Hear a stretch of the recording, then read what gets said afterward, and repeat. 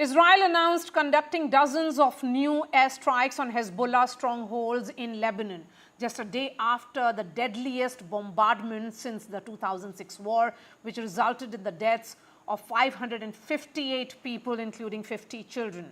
The overnight strikes on southern Lebanon came after it said it had killed a large number of militants when it hit about 1,600 suspected Hezbollah targets around the country.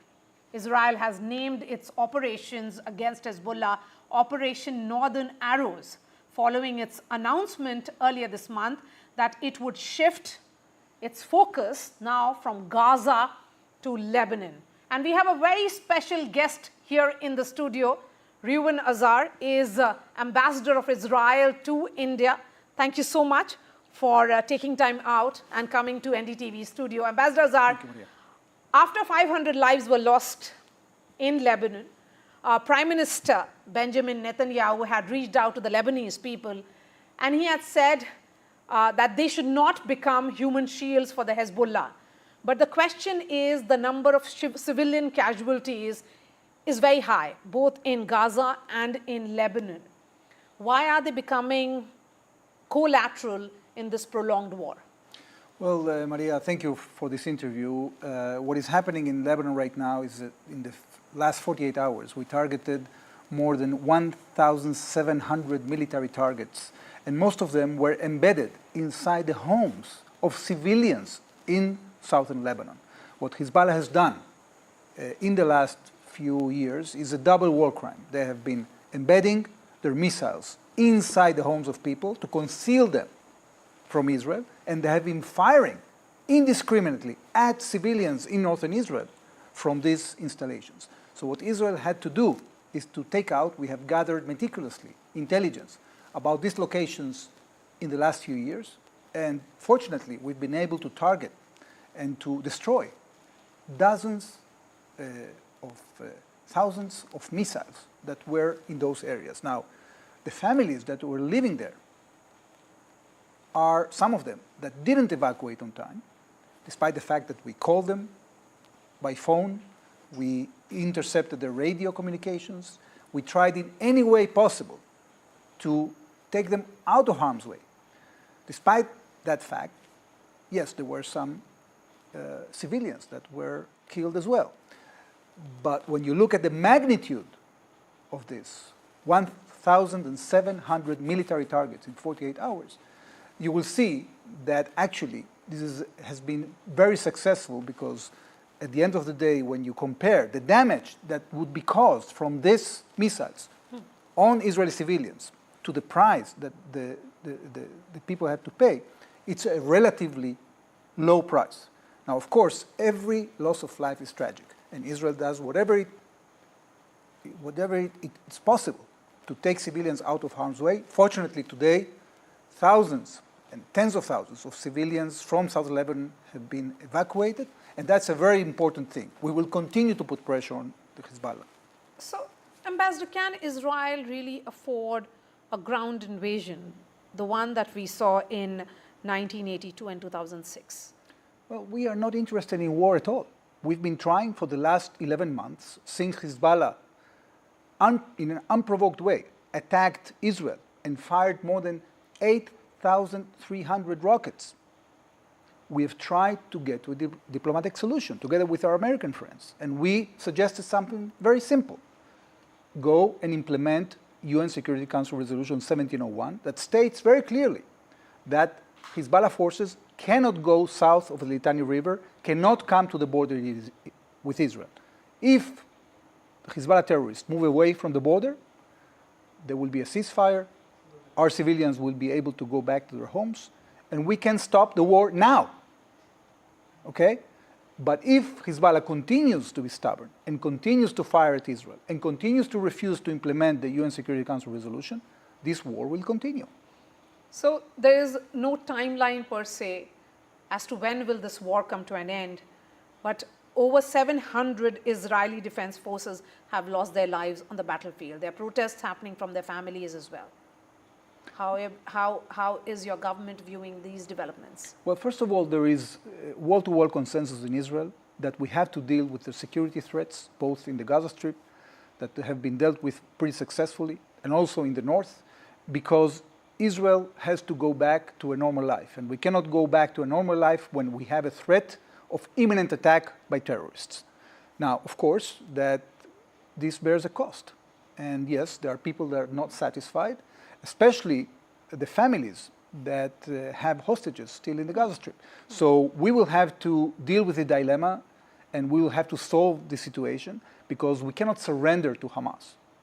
And we are trying to get into a deal that is actually sponsored by the United States and by the Security Council. But as the spokesperson of the White House has said, Hamas is refusing this deal. And therefore, we will have to be persistent, we'll have to bear patience. Some people are not going to be satisfied. Well, that's a democracy, they can demonstrate. But at the end of the day, the people of Israel are have a very strong conviction that we have to defend ourselves, and we have to create a situation in which these terrorist organizations will no longer attack Israel in the future. Ambassador, despite all military operations in Gaza, you have been able to evacuate or ensure, or should I say, secure hostages only through negotiations. That is the way it has largely happened. So please go ahead and explain, So what is really the way forward in terms of negotiations? How do you see the remaining hostages? How will they be secured and returned home? Well, first of all, as you know, we've been able to bring back 150 hostages home.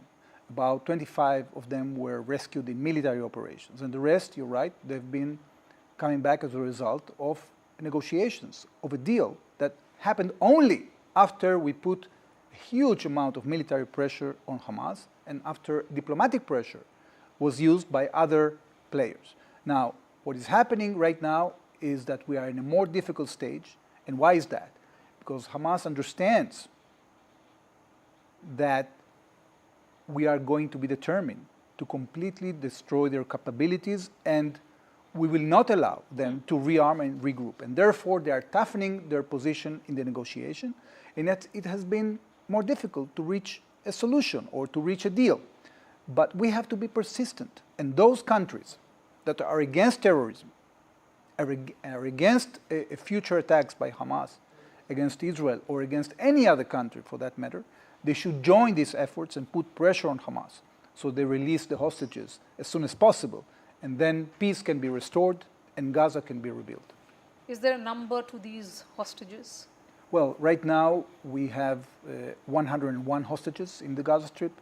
Unfortunately, according to the statement of the Prime Minister a few days back, we estimate that about half of them are already dead. Many of them died on the 7th of October. They were massacred, they were murdered by Hamas terrorists, and their bodies were taken hostage into the Gaza Strip. So we know that their life is in danger. We are trying to do whatever we can in order to bring them back. Ambassador, last week India was among the 43 countries that abstained from voting in the UN General Assembly on a resolution, of course, which was demanding that Israel's unlawful presence in the occupied Palestinian territories must end within 12 months. Do you see India as among those nations which can possibly play the role of a peacemaker? Well, India is a great friend of Israel. We appreciate very much the support of India since the 7th of October and the fact that India condemned the attacks and supported our right for self-defense. I think that the voting of India in the General Assembly is a testament that they are following a path of supporting a realistic solution, okay? And not something that is completely detached from reality. If we want to see a situation in which the Palestinians rule themselves, this is something that Israel wants to see as well, not just India. We'll have to work together to, first of all, defeat the terrorists and also encourage the more pragmatic and moderate forces within Palestinian society. And in general, generally speaking, we will have to fight radicalism in West Asia, because this is actually the source of the instability we are seeing around us. And India knows that very well, because you have been suffering for that kind of radicalism around you. And Ambassador Azar, Indian Prime Minister Narendra Modi just 2 days ago had that very interesting meeting with Palestinian President Mahmoud Abbas in the United States. And of course, he expressed concerns over situation in Gaza. He has also called for end to these hostilities. How does Israel see this? Well, we also want to see an end to these hostilities. We are a peace-loving country. We are a democracy. We thrive because we maintain periods of stability, and we need the help of our friends in order to restore that stability. And it's going to be up to India to decide to what extent it wants to be involved. But I'm sure that once we have achieved cooperation with our neighbors when it comes to foiling attacks from Iran, and we are defending together the skies of the Middle East, once we reach political stability, we also be able to reach economic cooperation and prosperity and continue the path that was set in the Abraham Accords. And I think that we've heard from my Indian friends that they also want to be part of this stability and prosperity because we all have interests of trade. We all want to work together, and the pragmatic countries together with Israel can be a corridor between India and Asia, between them and Europe. So we want to go back to the implementation of this vision, and it can be done, but before we do it, we need to defeat the radicals, because if we don't do that, they will always be a menace. They will always impede us from doing what we have to do for our peoples. But Ambassador Azar, you are still sounding optimistic with regards to Abraham Accords. But the larger question is, does it really have a future given how battle lines are so sharply drawn in the Middle East? Yes, absolutely. And I'll tell you what is the proof. The proof is that under the umbrella of CENTCOM, the American command of the region, we've been cooperating deeply, both in intelligence and operationally, to defend the skies of the Middle East. And we managed to foil this terrible attack, unprecedented in history, this barrage of drones and missiles and ballistic missiles that were fired at Israel on the 13th of April. So if we are capable of working together to foil attacks from Iran, believe me, that we will be able to restore stability and also create economic cooperation once peace is achieved.